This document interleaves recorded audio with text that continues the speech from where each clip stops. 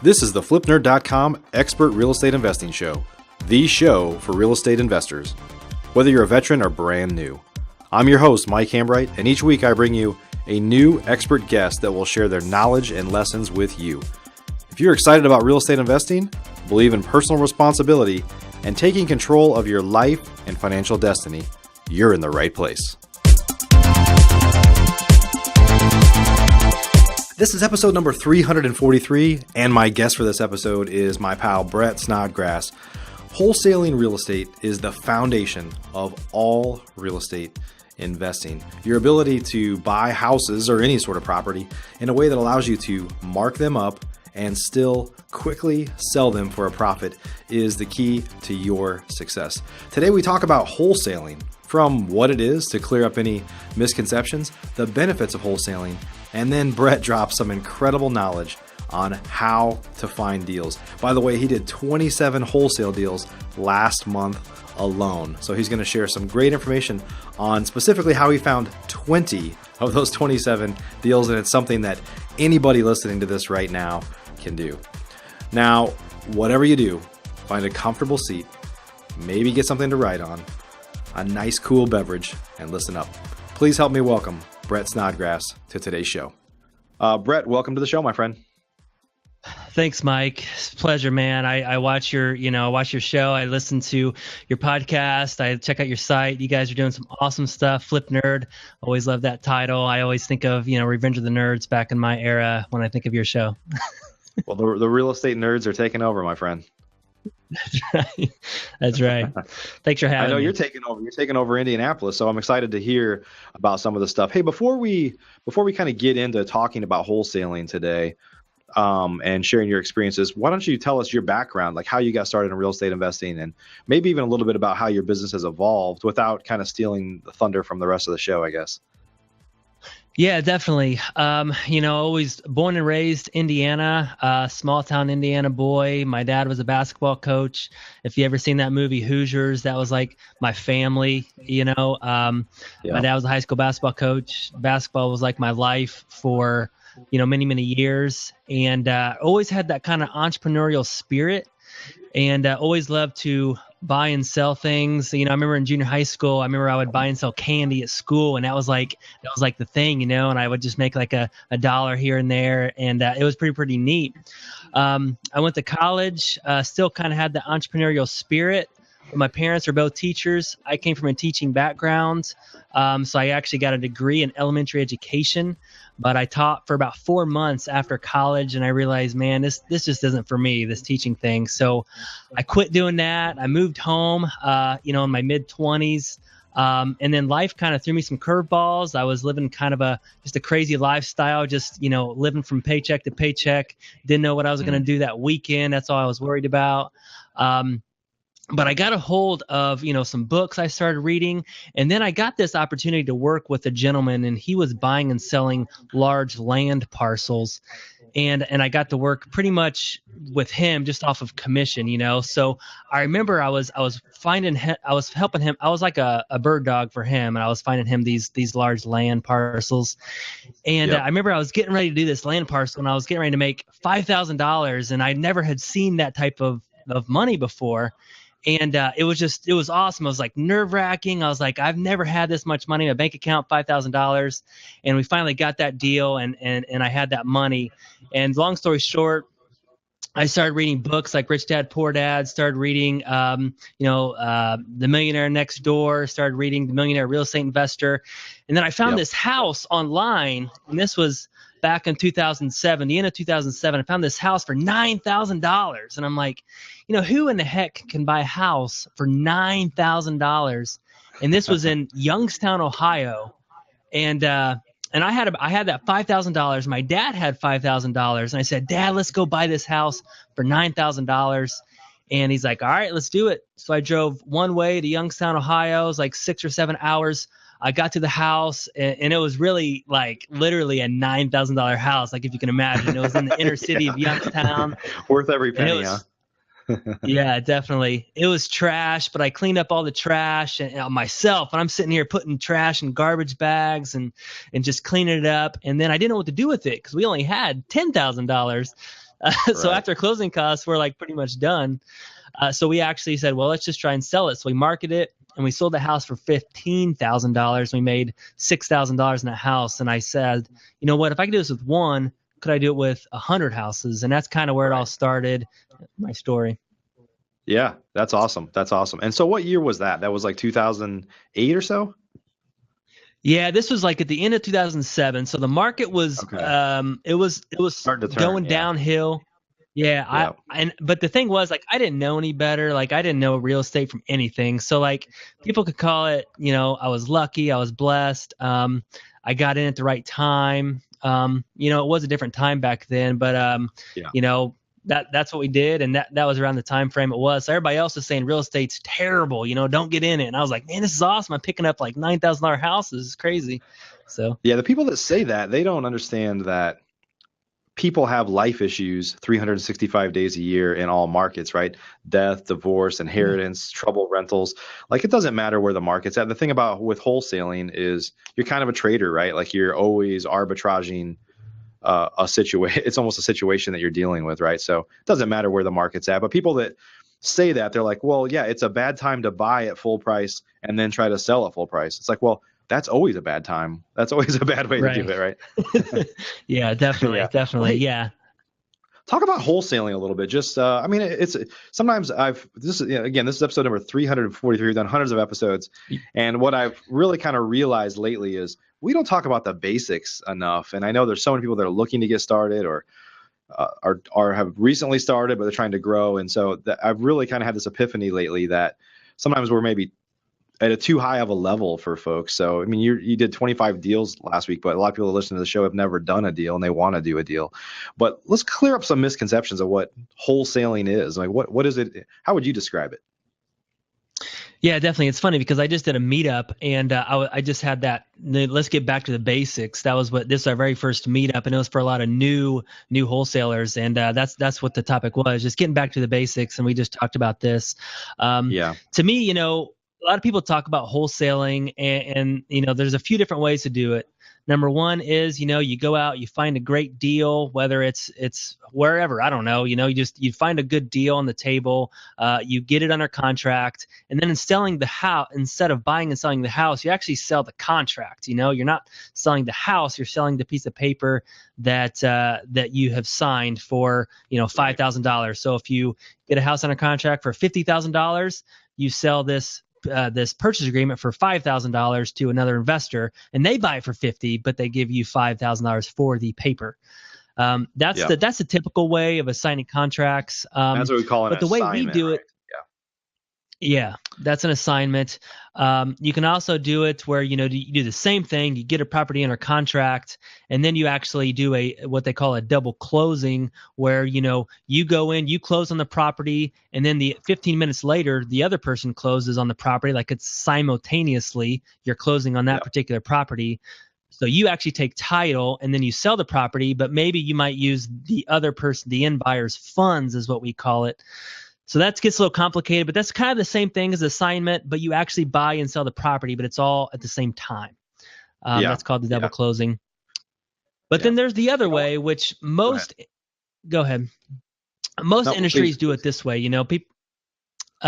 Most industries do it this way, where you actually buy a product and then you sell the product. So I always relate it to, if you go to the grocery store, and they have a fruit stand there, well, that grocery store probably bought that fruit from a wholesale fruit company.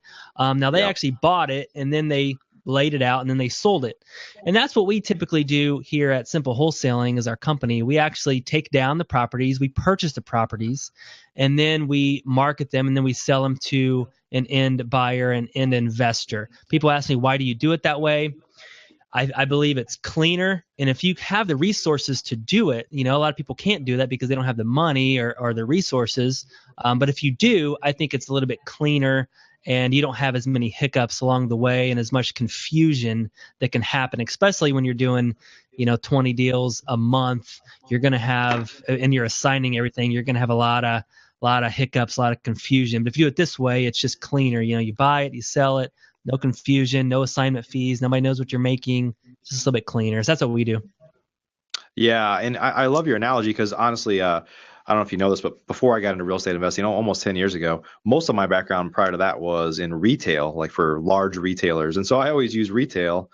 But a lot of times people, I think when you share an analogy like you did, people kind of understand like, hey, everything that you own was wholesaled somewhere along the way. It's a distributor or like you said, if you whatever your grocery store, and the grocery stores are different all over the country, but Kroger or whatever your grocery store is, like it's not like they own a banana plantation. They bought that from Right. somebody else and they marked it up. They added value, and of course the distributor or the wholesaler has to sell it at a price to where that person can make money on it because they have to pay employees to put it in the store and they have to pay the people checking out and bagging it and all that stuff. So they should make money because they added value. And the person that's Yeah. buying And it, the value here's the is, interesting thing.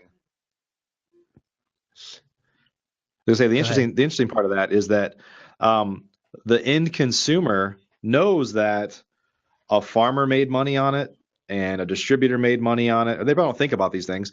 The retailer made money. Everybody made money out along the way, but it was still enough value in there for you to buy it because you don't care if anybody made money. You just wanted a banana, right? So Yeah. everybody wins in that scenario. Are you looking to change your life through real estate investing?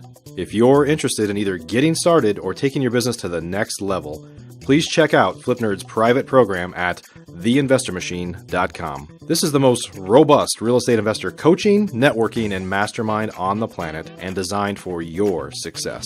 If you're ready to roll up your sleeves, ready to take personal responsibility for your own success, and ready to dive into a world-class instructional coaching program that provides you step-by-step instruction to help you achieve financial freedom, then you should apply today.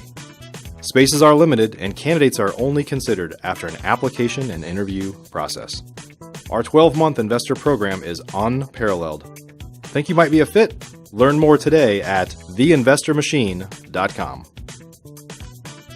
Yeah. Everybody wins in that scenario. Yeah. People ask me, well, why don't your end buyer just go out and buy the deal themselves or find the deal themselves? And that's a nice question. I always relate it back to, the grocery store. And I say, when you go to your local grocery store, why don't you just bypass the grocery store and go buy it from the person they bought it from? Maybe it's the wholesaler or the farmer. And it all boils down to convenience. And, we're going to talk about the strategy that we buy a lot of properties from other wholesalers. And man, I love when my email is getting flooded with, and they're not all good deals, but with decent deals. And I didn't have to go out and do anything. It's convenient to just kind of have that. And that's what wholesalers provide. We provide convenience for end buyers or investors that they don't have to go out and hunt. They can go to their local wholesaler store like us at Simple Wholesaling, and they can pick out some deals like they do bananas. Yep. Come get a banana. Well, and the cool thing is I think there's people listening to this that are like, no, I just want to rehab. I mean, what I would tell you is, grocery store, if you think of a grocery store as the retailer, right? They're essentially the rehabber. Like we're going to take the final step, if you will, in the kind of supply chain of that product. And so because you're the grocery store, it doesn't mean you have to go become a fruit distributor.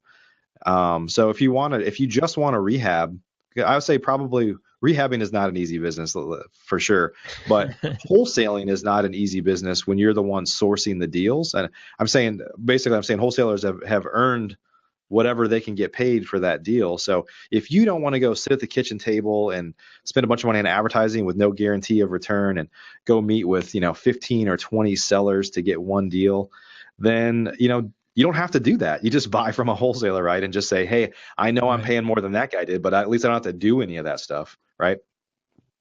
Yeah, definitely. I mean, because they don't even think about the marketing cost that goes into these. And like you said, sometimes we gotta talk to 100 people on the phone, and 10 of them cuss us out. Sometimes because they're just irritated by what we're doing or something. So we go through a lot of hoops and a lot of headaches to get our deals. That's for sure. Yeah. Well, I just gave the analogy of rehabber versus a wholesaler. But why don't you talk about maybe from your perspective, because I don't think you do much of any rehabbing. You're just primarily wholesaling or assigning deals. from your perspective, what are the benefits of wholesaling over other exit strategies? Well, I do rehab some, but I always tell my team if next time I rehab a home to punch me right in the face, because it's it's tough. I started out wholesaling. Back to my story. Started out wholesaling. Did that for about 3 or 4 years when the market was hot. The market was good. Could buy a lot of bank-owned properties. It was awesome. Then the market started coming back. So I was used to like making a lot of money in the down market, right? Now here's the market coming back. I'm like, well, heck, there's not as many bank owns. What are we going to do? So me and my dad, we kind of said, well, let's just start rehabbing them. They do it on TV. Let's do that. So I actually was a full-time flipper for about 3 years. And I remember I had just gotten married and I was sitting in my bed and I was juggling, 6 or 7 rehabs at that time. I had a guy who had gotten injured on one of the jobs. So I was kind of like dealing with some of that stuff. And I was just stressed to the max. Contractors were ripping me off, and it was just like a super stressful time in my life. So that's when I kind of threw my hands up and I said, I'm going back into wholesaling. I'm going to learn how to do it right, and I'm going to do it big. And that's when we developed Simple Wholesaling and said that, we're going to do this big. So what are the benefits of wholesaling versus rehabbing? I relate it to, kind of like, the Flintstones car, you check back, you look at the Flintstones car, they get in their car and they just kind of, move their feet and their car moves. It's very simple. There's a couple of different moving parts, but not that many. You can learn how to like move your feet and move this Flintstones car. Now you compare the Flintstones car with a regular car today, a modern car, just take a Corvette, for example. You got a lot of moving parts. And if one of those parts gets out of whack, you could spin off the road and crash. And I feel like that's what flipping is. There's a lot of moving parts. You're dealing with contractors, you're dealing with inspectors, you're dealing with home buyers that don't know anything about real estate. You're dealing with their lenders. You got to jump through all these hoops. And at the end of the day, you hope you can make money if all the moving parts work together. So I chose wholesaling because it's less moving parts. Yeah, and I think a lot of people fall in love. I love to rehab, but I will say that the market is where it is right now. We're doing a lot more I typically refer to it as wholetailing, not to throw like a whole monkey wrench in this discussion, but we clean it up, we clean the trash out, and then we put it on the MLS, and we kind of wholesale it to on the retail market is the way that I describe it. But yeah, there's a lot that can go wrong with rehabbing for sure. When you wholesale a property, my question is because the thing that we run into is the end buyer, they get a loan on the property and then they jump through all those hoops. Do they get a mortgage loan on your wholesale properties? Well, so it kind of depends on the property. Like we kind of make the decision at some point to of course you never know who's going to buy your property, but we tend to try to put it into one of two buckets. Is this going to be somebody that's going to be an investor? Like they're probably going to buy it for a rental property. So like, let's just say in my market, Dallas, like the median price point is climbing rapidly here, but I don't even know what it is right now. But what I've always kind of said for years is maybe 180,000 is kind of the median price point. But if it's under like 110 or 120, anywhere under that, I think it's probably more of a rental grade type property. Mm-hmm. And if it's above that, then we're kind of aiming at, like, from my perspective, I don't think it's a great rental, although I've seen people buy like $500,000 rentals or something. I'm like, how does that even make sense? But people do weird things. But when I think it's like an owner occupant type deal, then we're more likely to fix a structural, if it has like a little bit of foundation issues, we might fix that, or we might make it so it's more like livable. Whereas we're the landlord, I'm like, well, that's their problem. So so what we typically do is right off the bat when we sell it, because the financing is an issue, especially if you're used to, historically, we rehab a lot of houses, and historically they were primarily FHA loans, but the market is so hot right now that we just literally say right in our listing, no FHA loans allowed. And if it needs structural work, then we just say cash or cash like. And so people just, there's enough of a buyer pool that people just adapt. Yeah. Now we do a lot of that as well. I guess I don't know if you call it wholesaling, but I mean I have a guy who, if we buy a house with his totally trashed, a renter was in there and they left all their junk in there, then we got guys, they'll go clean it all out and then we'll sell it just like that. So is that a wholesale? I don't really know, but that we do some of that. Yeah, there's a lot. It's kind of a gray area. It's like it starts to get this gray area, but what do you call it? And so well, it doesn't matter. Hey, just buy and sell, make some money. Yeah, I bought it and I sold it. So let's talk a little bit about finding deals, because I know you've been doing some really innovative things to find more deals, and then we'll kind of get into scaling, because when you start finding more deals, then if you're successful and you find a way to do it, then your next issue is scalability, right? Because you only have so many hours in a day. And but let's talk about finding deals first. Let's talk about classically what you do to find deals, and then what you've done over the past year to really kind of to ramp that up. Yeah. Well, the market's changed ever since when I got started. It was, bank owned, frenzy, MLS bank owned. And we did that. So we put in 100 to 200 offers a month, 300 offers, and we get some deals bank owned. Market shifted, market's changed. A few years ago, this guy talked about this direct mail thing. And I was like, what the heck is that? Never heard of it. Don't even know what it is. You're going to actually write letters and send them out and people are going to call you. That's weird, but hey, let's give it a shot, So I had this guy, he started writing yellow letters. He started writing 250 letters a week. And so 1,000 letters a month, and we got a deal from it. I'm like, oh my gosh, we spent $1,000 and we made $10,000. Hey, who would actually, if you could have a machine, go put in 1,000, you knew you're going to get 10 out of it, how many $1,000 would you put in? You put in a lot. So that's what we did. So we went from $1,000 a week, or 1,000 letters a week or a month, to 2,000 to 5,000, and now we're doing, probably around 20,000 letters a month. I don't have a guy write him anymore. We hired out a direct mail company, and that system works. You got to track it. You send out 100 letters, you probably get 2 phone calls. We call that a response rate. And then, you just, how many phone calls do you have to get a deal? So that was been our number one resource forever, or for the last couple of years, at least, direct mail. Okay. Other than that, we got a lead generation website. So if people type in, hey, I need to sell my house fast in Indianapolis, we pop up. And then they fill out a little form, and then we get an email saying, Grover from Indianapolis wants to sell his house for $50,000, and then we call him and we get deals that way. So direct mail, we're typically getting, 8 deals, 10 deals a month. Lead generation, we're getting 2 or 3 deals. We still do a lot of HUD offers. We're getting 2 or 3 deals a month off of a HUD.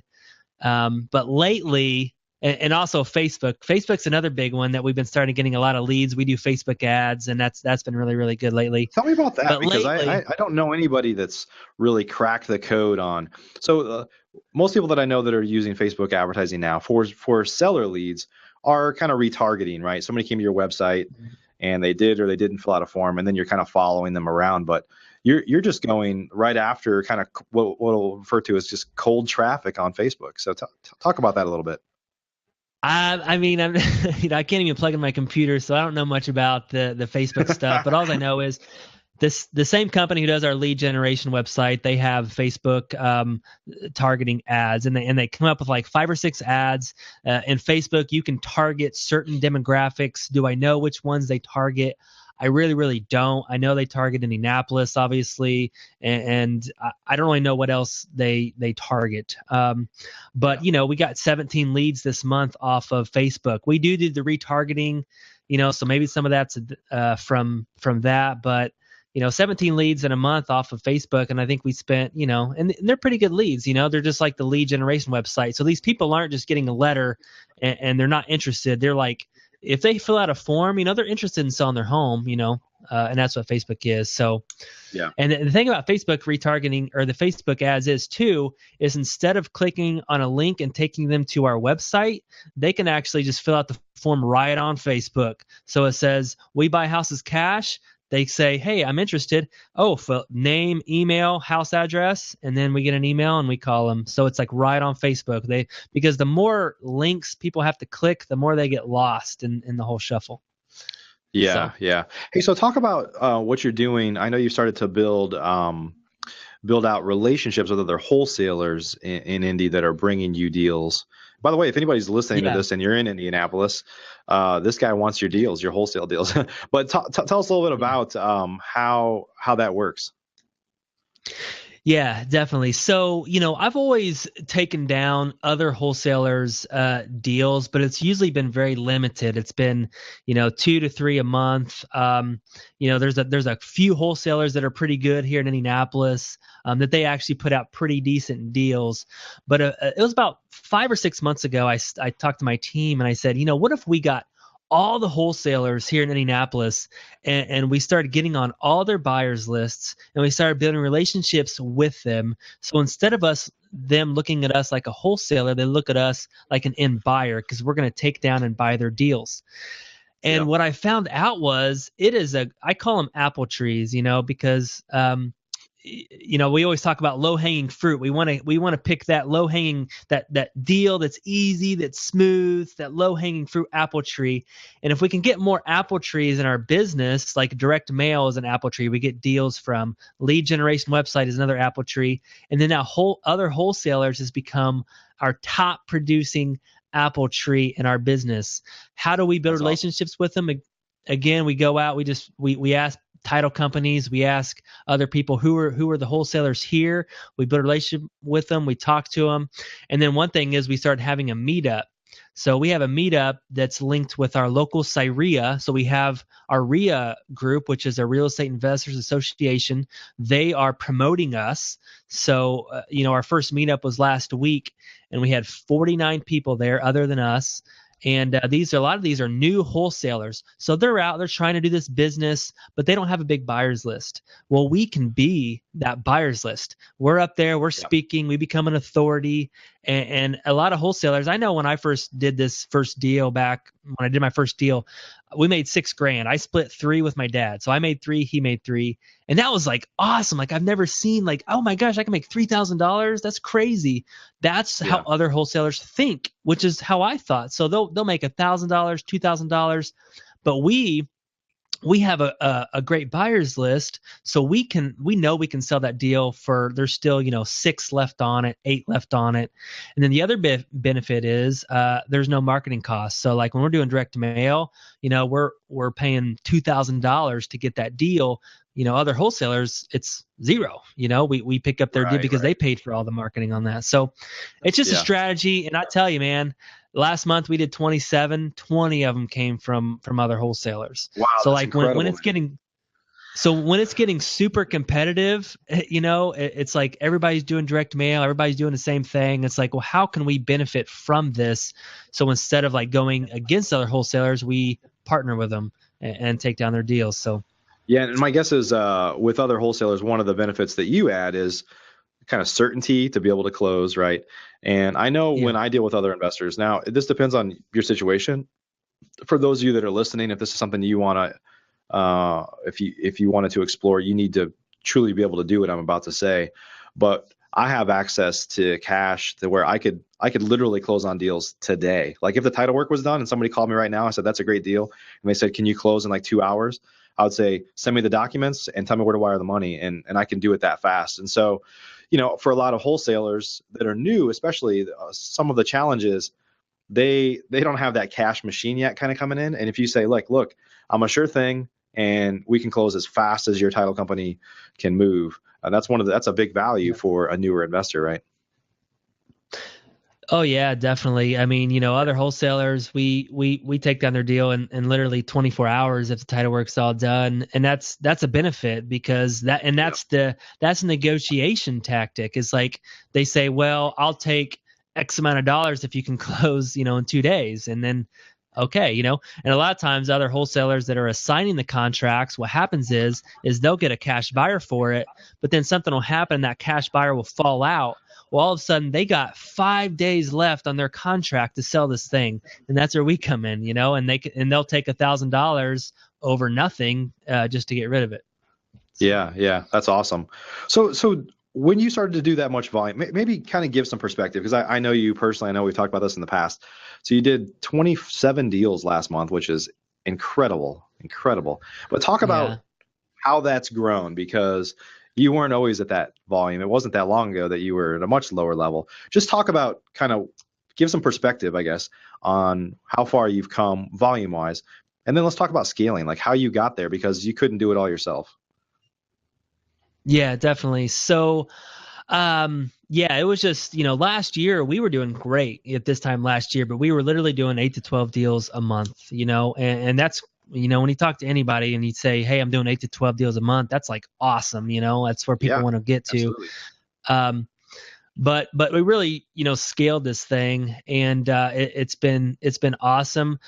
A couple things that I did in my business that I would really recommend is I hired a coach, and he really helped me because he really helped me think about it as a business, right?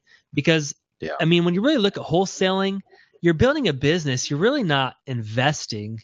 It's a business. It's a transactional business. So he helped me look at it as a business, and he helped me scale it as a business. He gave me one book called Scaling Up, which I would really yep, recommend.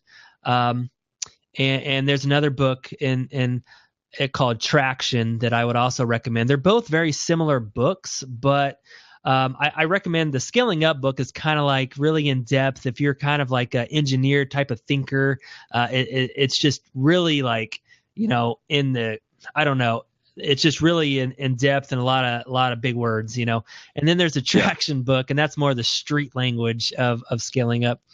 Um, but I hired a business coach. He taught me how to do it, and he said, one of the biggest things is you got to put the right people in the right seats, and that's really what I've just tried to do: build systems and processes, and then put the right people in the right seats. Number one is put the right people in the right seats, because if you have all the systems in the world, if you don't have the right people in the right seats, it's not going to work anyways.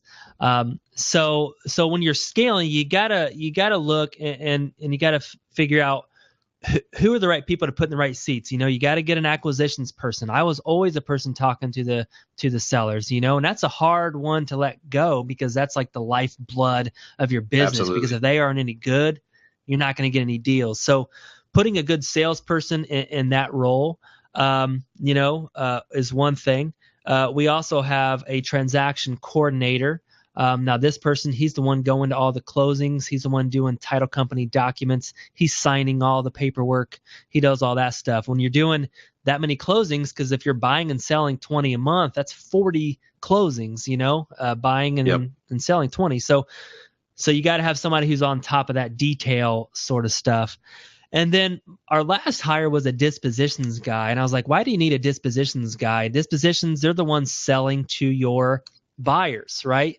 I'm like, Yep. well, I heard one guy said a monkey could do that job, right? Um, because really it's just sending out to the buyers, and that's it. They want it or they don't.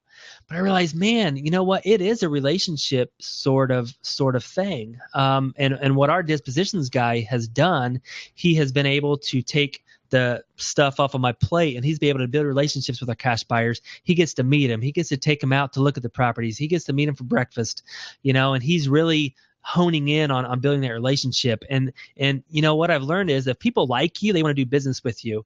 So that's really helped our scale our business. Is he's gotten people to like him and they want to do business. So those are the three areas: the acquisitions, the closing coordinator, and the dispositions. If you can put the right people in the right seats, that's awesome. And then just putting a process so they all talk to each other through the whole process. So the acquisitions gets it. He sends it to the closing coordinator, who sends it to the dispositions. He does his thing. And it's all, if you can build a system to all mingle, it's pretty awesome. Yeah. So talk about this. This is where, and congratulations, by the way, that's fantastic. So a couple things I want to say about, let's just say the HR part of the business, right? Like your team structure, is I would encourage everybody, even if you're getting started, to lay out a team structure like that, which is pretty typical. You have acquisitions, you have some administration, you have transaction management, you have dispositions. You could lay out this whole like team structure of, let's just assume that you are doing the kind of volume that Brett is doing, and then it's more clear, like, well, if I was doing that kind of volume, of course I would be able to have a team. It's like a little bit of chicken and egg, which is what I want to talk about in a second. But what I would say is, some people don't lay that out because they're like, well, it's just me, or it's just like me and my wife, or me and my partner, or my brother, or your dad, whatever it could be. It's like, well, all those things still have to happen, even if you're a one man or a one woman band.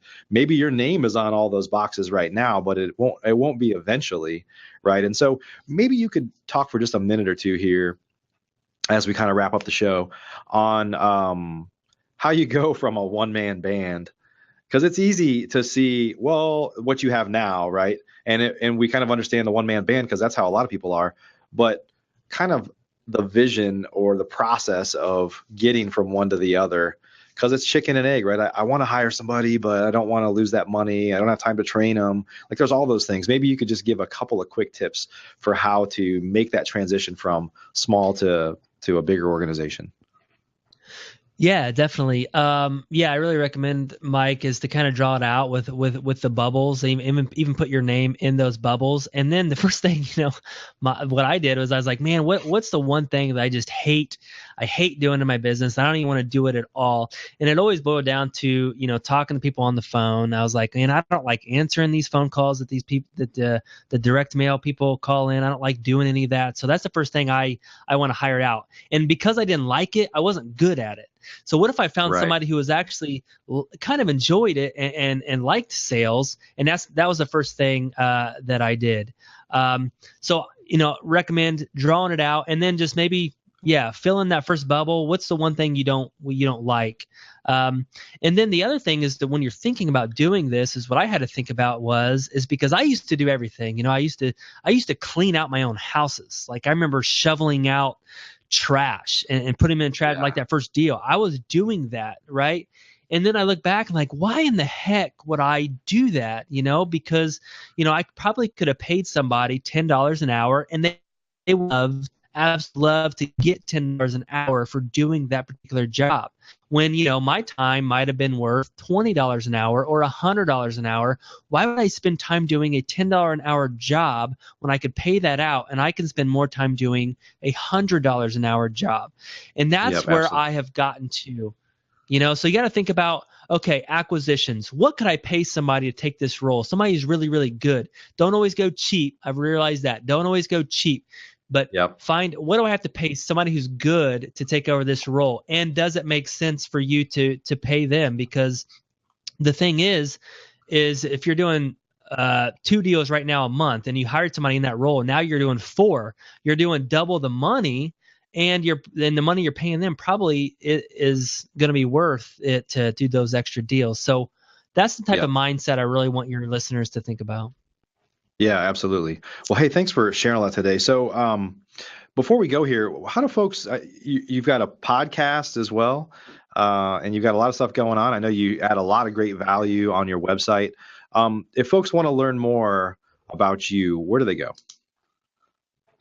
Yeah, so we have a website. Our company is called Simple Wholesaling, simplewholesaling.com. You can find us. That's going to give you a lot of different information about wholesaling. We put out a lot of free content as far as blogs. We do videos. We have our podcast on there, the Simple Wholesaling podcast, that we interview, sometimes other wholesalers or just real estate investors.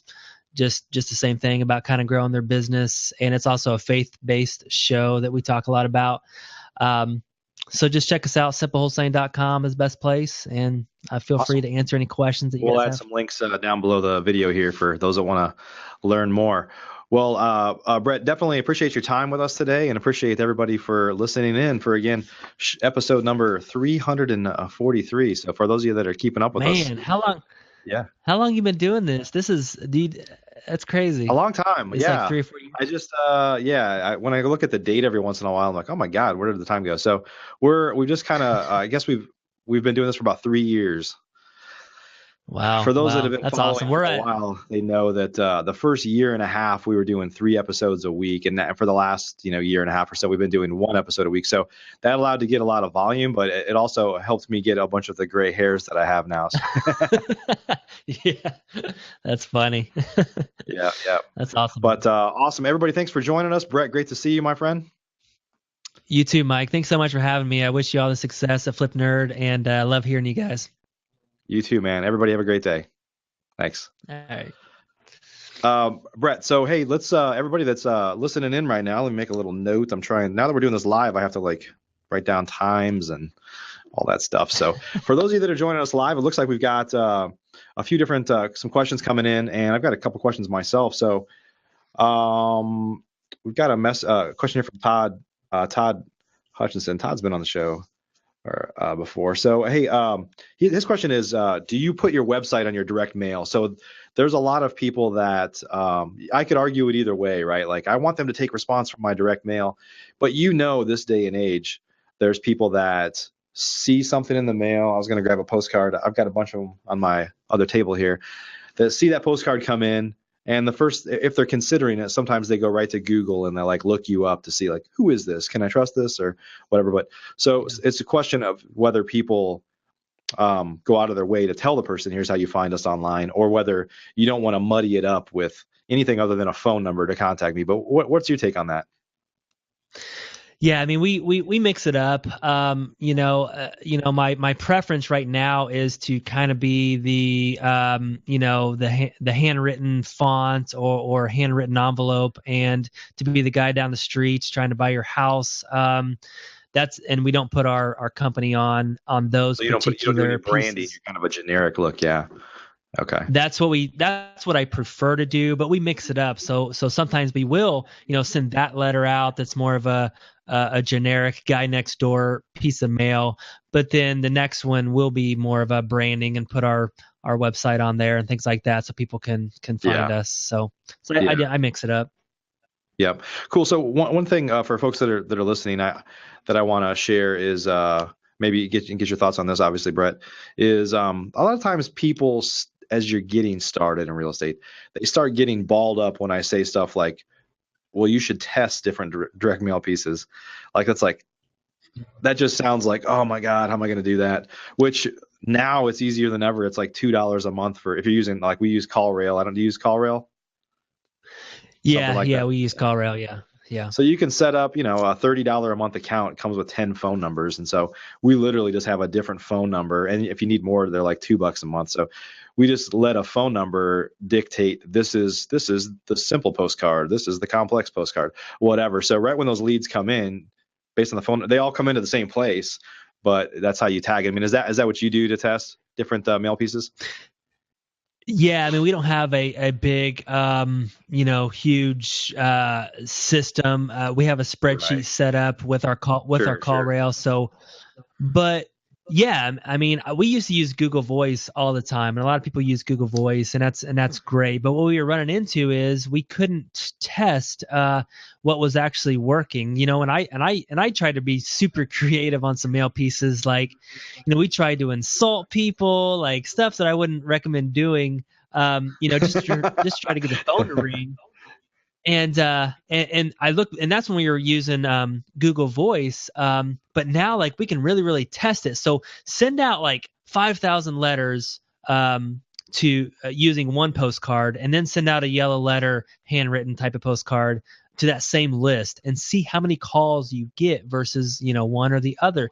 And it really makes a huge difference. Sometimes your response rate will be like 0.5. Less than 1%, but sometimes it'll be 2%, and a lot of times it depends on the mail piece. So highly recommend CallRail, like you said, Mike.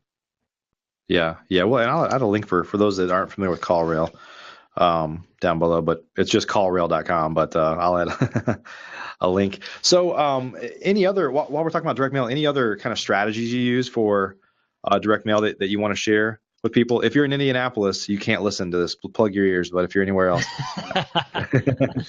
Yeah, one of the biggest things we're trying to do is, since it's getting more competitive out there, everybody knows, everybody's getting into this bubble, this wholesaling direct mail thing, and it's getting more competitive. So how are you differentiating yourself versus other people? If everybody goes to the same website and gets the same list and it gets to the same people, how are you being different? So things that we're trying to do is, sometimes that delinquent tax list, which is gold, people that are delinquent on their taxes, right?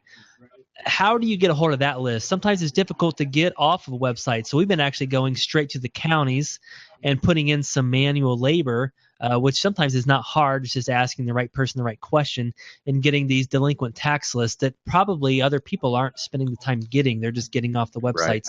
So if you can get different lists and be creative on that, I think you'll set yourself apart. Because what I'm seeing is people that get our postcards on these lists you get off websites, they get 10 other ones. But if we sometimes on these delinquent tax lists, we're the only person at the door, and that's where we used to be. And so if you can do that, I think that's a great thing.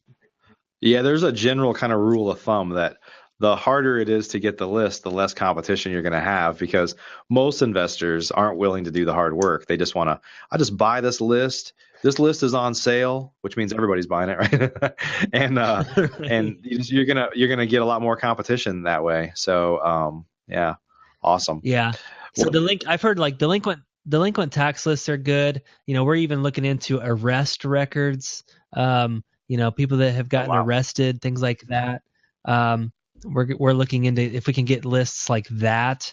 So those are some of the ones that probably other people aren't really like spending time going and trying to get. Another thing is everybody knows probably is the follow-up is the key. So if you get that first phone call, you need to put them into either a spreadsheet or some CRM software, and you have to follow up with them time and time again to get those deals. That's where the money's at. Absolutely. Hey, Brett, one more question for you, and then we're going to let you go. And I meant to ask this earlier. So you talked about you started a meetup group to build relationships with wholesalers and talk about how, I'm sure you're educating them, how you can work with them. But I wasn't real clear. Did you say that so another RIA club is promoting you, or you because this effectively you're not calling this a RIA club, you're just calling it almost like a networking group that's kind of tangent to a RIA club. Did I get that right, or? Yeah, so we have a RIA club here in Indianapolis called CIREA, Central Indiana Real Estate Investors Association, and they were looking for a subgroup. But that's not your RIA club, right? It's not my RIA club, no. Okay. And they were looking for a subgroup, somebody to teach wholesaling. We were going to have a wholesaling meetup anyways on our own. So I told them, I said, if we do this, we're going to have our own meetup page too. And so we can kind of help. Now, anybody that comes to ours, they have to be a member in CIREA. But what CIREA does for us is they got 512 members as they're promoting our wholesaling group, So we have free advertising just with them pushing people in the door. And I think that's how we ended up with, 50 people at our first one. And we're hoping to grow that, to 100 in the next, 6 months. But yeah, it is linked to a CIREA.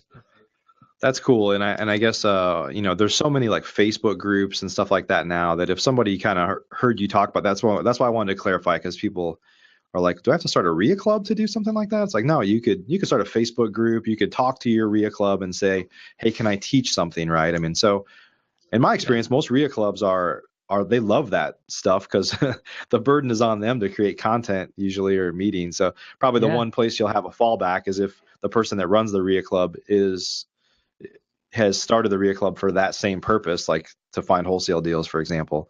But if you find, some that have, that's not their, go ahead, share your thoughts on that. Yeah. If your RIA club doesn't have a subgroup wholesaling or whether it's flipping, our RIA group has a lot of subgroups. We got flipping, we got notes, we got wholesaling. And it really helps them too, because they're trying to grow their membership, right? So like a lot of people, since we have our own meetup page and things like that, and people know us that don't belong to RIA, they're hoping that we're going to help grow their membership level too, because people are going to come to our meetup. And I'll say, also, by the way, if you want to continue coming, you need to belong to the local RIA club. So it's a win-win on both. Ways. Awesome. Well, Brett, hey, thanks again for your time. Great to see you. I'll actually see you next week at our Mastermind meeting. We'll catch up a little bit more. I'm going to pick your brain and get some more of these killer strategies from you. All right. Sounds good, Mike. I appreciate it, man. Okay, man. Have a great day. Thanks for joining us for this episode of the FlipNerd.com Investing Show. If you're not yet an elite member of FlipNerd, you're missing out. We have tons of great training, including a new detailed masterclass published each month and live training webinars with experts twice a month. Plus, you'll get access to all of our archives where we already have a growing library of masterclasses and other training videos. Elite members also get membership in our incredible online Mastermind group, where many of the top real estate investors from across the country, including many of the hundreds of guests I've had on the show in the past, are already members. Whether you're brand new, looking to get started, or a veteran, you simply must join today. I promise you won't be disappointed. To learn more or join today, please visit flipnerd.com/lab. That's flipnerd.com/lab. See you on the next show.